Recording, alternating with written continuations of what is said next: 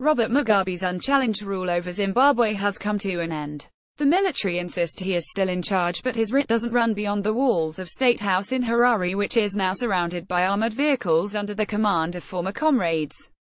Just a few weeks short of his 30-year anniversary as the second president of Zimbabwe, the veteran of guerrilla war and detention in Rhodesian prisons is now a prisoner of the very men who helped liberate their country. They might have put up with a 93-year-old head of state had he not looked weaker by the day, while his wife, Grace, maneuvered herself into power and disenfranchised other veterans of the guerrilla camps in favor of her own cronies. Robert Mugabe in power since 1980. Mr. Mugabe is the only leader Zimbabwe has known in 37 years of independence. Despite concerns over his health, Mr. Mugabe, 93, says he intends to run again in elections next year. The world's oldest head of state sparked a political crisis on 6 November by sacking Vice President and likely successor Emmerson Mnangagwa.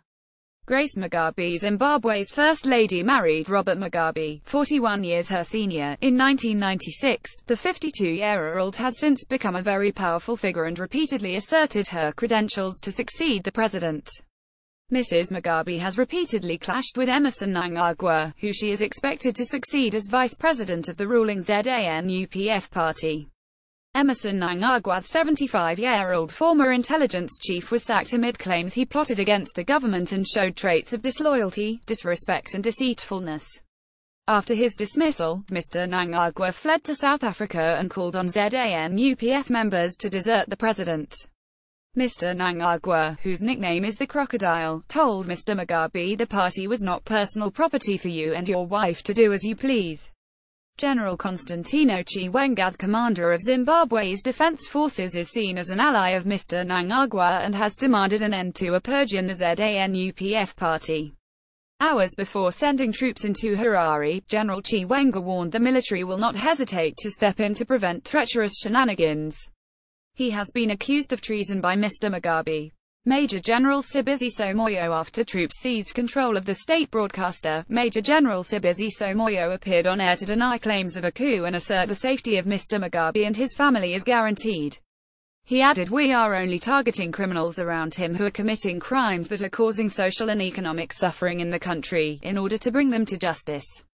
Morgan Tsvangirai, Zimbabwe's opposition leader, came close to unseating Mr. Mugabe in March 2002 and March 2008, but lost both elections amid claims of voter rigging and intimidation. In 2009, the longtime critic of Mr. Mugabe survived a car crash which killed his wife, a collision his party suggested was not a genuine accident. Commenting on news of Mr. Mnangagwa's dismissal, Mr. Tsvangirai claimed the president is determined to keep power by whatever means. Closed caption. Major General S.B. Moyo insisted when announcing that there had not been a coup that Robert Mugabe was very much still the Zimbabwean president. But he is not.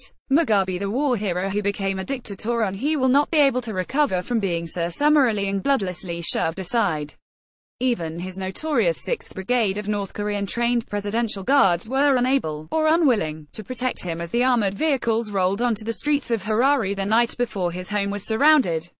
The armed forces said that they had intervened to end economic collapse and a purge of their fellow veterans from the ruling Zimbabwe African National Union, from the civil service and elsewhere.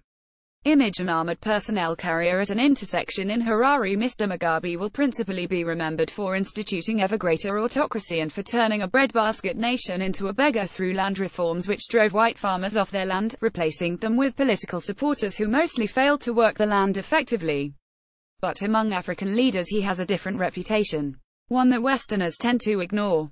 He is seen as a liberation leader who served as prime minister and then president of a country that was hamstrung by economic reforms forced on it by Western donors during the 1990s that simultaneously demanded democratization. Once an Anglophile and an avid scholar of Shakespeare, Mr. Mugabe turned against Britain, the former colonial power, and saw himself in the vanguard of the developing world's attempts to see off Western neo-imperialist attempts to force unviable and unwelcome change. His supporters meanwhile ignored the mass killing of Indabella in the south of the country while he consolidated power during the 1980s when an estimated 10,000 people perished. Video. We are only targeting criminals around Mugabe. His defiance of Western pressure meant that Zimbabwe was starved of donor supporting his authoritarianism opened the doors to widespread corruption, often driven by the most senior elements in the armed forces. Illicit diamond mining, fuel smuggling and direct theft from the government's coffers became widespread in a country that had, and still often boasts, the highest literacy rate in Africa. Tendai Biti, the leading opposition intellectual, has called for the intervention of the African Union following the coup.